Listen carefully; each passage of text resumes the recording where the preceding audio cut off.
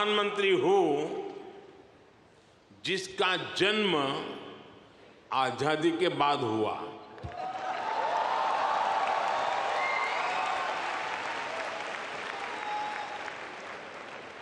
आजादी के आंदोलन में करोड़ों भारतीयों ने स्वराज के लिए जीवन खपा दिया था। उन्होंने अपना हित नहीं देखा, अपने कंफर्ट जोन की चिंता नहीं की। वो तो बस देश की आजादी के लिए सब कुछ भूलकर अंग्रेजों से लड़ने चल पड़े थे। उस सफर में किसी को फांसी का फंदा मिला, किसी के शरीर को गोलियों से भून दिया गया, कोई यातनाएं सहते हुए जेल में ही गुजर गया, कईयों की जवानी जिंदगी जेल में खप गई। साथियों, हम देश के लिए मर नहीं पाए, लेकिन हम देश के लिए जरूर जी सकते हैं।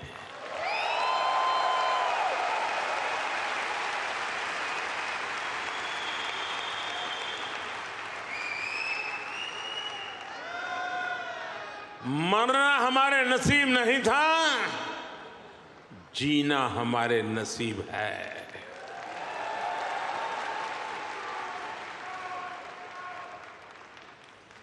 पहले दिन से मेरा मन और मेरा मिशन एकदम क्लियर रहा है। मैं स्वराज के लिए जीवन नहीं दे पाया,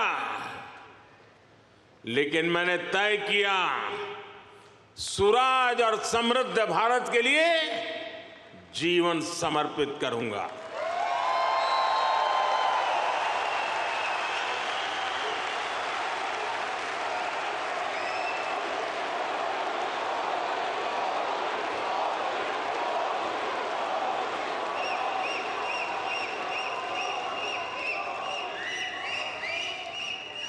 मेरे जीवन का एक बहुत बड़ा हिस्सा ऐसा रहा जिसमें मैं सालों साल तक पूरे देश में घूमता रहा, भटकता रहा। जहां खाना मिला वहां खा लिया, जहां सोने को मिला वहां सो लिया। समंदर के किनारे से लेकर पहाड़ों तक, रेगिस्तान से लेकर बर्फीली चोटियों तक, मैं हर क्षेत्र के लोगों से मिला, उनको जाना, समझा। मैंने अपने देश के जीवन, अपने देश की संस्कृति, अपने देश की चुनौतियों का फर्स्ट हैंड एक्सपीरियंस लिया।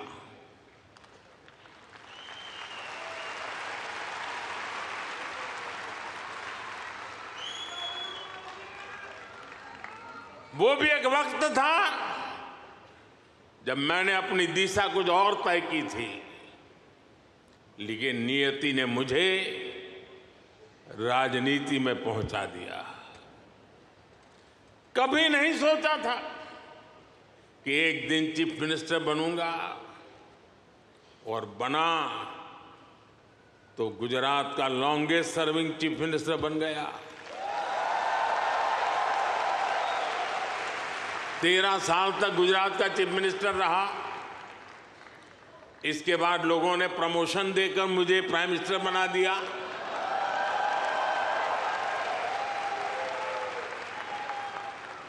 लेकिन दशकों तक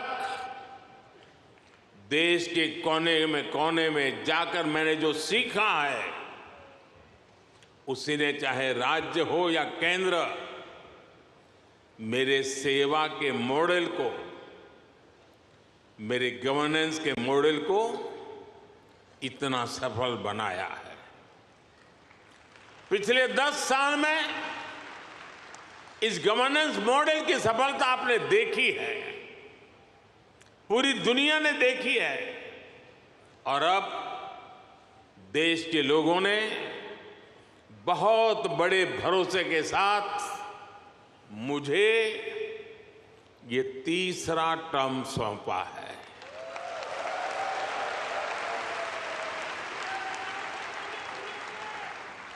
ये थर्ड टर्म में मैं 3 गुना ज्यादा दायित्व बोध के साथ आगे बढ़ रहा हूं।